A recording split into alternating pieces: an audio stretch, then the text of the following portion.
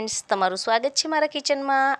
આજે આપણે બનાવીશું એકદમ ટેસ્ટી અને હેલ્ધી એવી ઘઉંના ફાળાની ખીચડી। અને આ ખીચડી જે છે તે ખાવામાં ખૂબ જ ટેસ્ટી લાગે છે। અને જો હા, તમને મારી રેસીપી પસંદ આવતી હોય અને હજુ સુધી મારી ચેનલને સબસ્ક્રાઈબ ન કરી હોય તો પ્લીઝ સબસ્ક્રાઈબ કરો। તો ચાલો બનાવીએ ટેસ્ટી એવી ઘઉંના ફાળાની ખીચડી। તેના માટે સૌપ્રથમ મેં અહીં બટેકું, એક ડુંગળી અને એક ટામેટાને કટ કરી લીધા છે અને 1 કપ જેટલા ઘઉંના જે ઝીણા ફાળા આવે તે લીધા છે। ત્યારબાદ હવે ખીચડી બનાવવા માટે સૌપ્રથમ આપણે આદુ, મરચાં અને લસણની પેસ્ટ બનાવી લઈએ। તો અહીં લસણનું પ્રમાણ થોડું વધારે રાખવું એટલે ખીચડીનો ટેસ્ટ જે છે તે સારો આવશે। તો અહીં આદુ, મરચાં અને લસણની પેસ્ટ વટાઈ ગઈ છે અને કુકરમાં હવે આપણે 2 પાવરા જેટલું તેલ મૂકી દઈશું। તેલ સાધારણ એવું ગરમ થાય એટલે તેમાં આપણે સૌપ્રથમ આદુ, મરચાં અને લસણથી જ ખીચડીનો વઘાર કરવાનો છે। તો આદુ, મરચાં અને લસણ નાખીને આપણે તેલમાં તેને થોડીવાર માટે સતળાવા દઈશું। તો આદુ, મરચાં અને લસણની પેસ્ટ સતળાઈ જાય ત્યારબાદ હવે જે શાકભાજી કાપીને રાખ્યા છે તે શાકભાજી અહીં આપણે ઉમેરી દઈશું। તો અહીં ડુંગળી, ટામેટું અને બટેકા જે આપણે કટ કરીને રાખ્યા છે તેને ઉમેરી દઈશું અને તેને પણ અહીં તેલ સાથે સૌપ્રથમ એકવાર આ રીતે મિક્સ કરી દઈશું। શાકભાજી આ રીતે સરસ રીતે મિક્સ થઈ જાય ત્યારબાદ હવે તેમાં આપણે મસાલાઓ ઉમેરી દઈએ।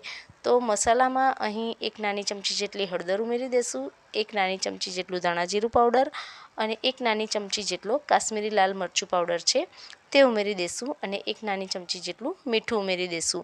તો મસાલા પણ આ રીતે સિમ્પલ એવા જ ઉમેરવાના છે, એટલે કોઈ એક્સ્ટ્રા ગરમ મસાલો કે કઈ જ વસ્તુ ઉમેરવાની નથી। ત્યારબાદ મસાલાઓને પણ એકદમ સરસ રીતે આ રીતે શાક સાથે મિક્સ કરી દઈશું અને ત્યારબાદ ઘઉંના ફાળા જે છે તેને 2 વાર ચોખ્ખા પાણીએ ધોઈ લીધા છે તેને પણ અહીં કુકરમાં હવે ઉમેરી દઈશું અને તેને આ રીતે મસાલાઓ સાથે એકદમ સરસ રીતે મિક્સ કરી દઈશું। અને ઘઉંના ફાળા એકદમ સરસ રીતે મિક્સ થઈ જાય ત્યારબાદ હવે અહીં 1 કપ જેટલા ઘઉંના ફાળા લીધા છે એટલે તેના માપનું પાણી એટલે કે 1 ગ્લાસ ભરીને પાણી જે છે તે હું અહીં ઉમેરી દઈશ અને ત્યારબાદ પાણીને પણ આપણે એકદમ સરસ રીતે આ રીતે હલાવીને કુકરમાં મિક્સ કરી દઈશું।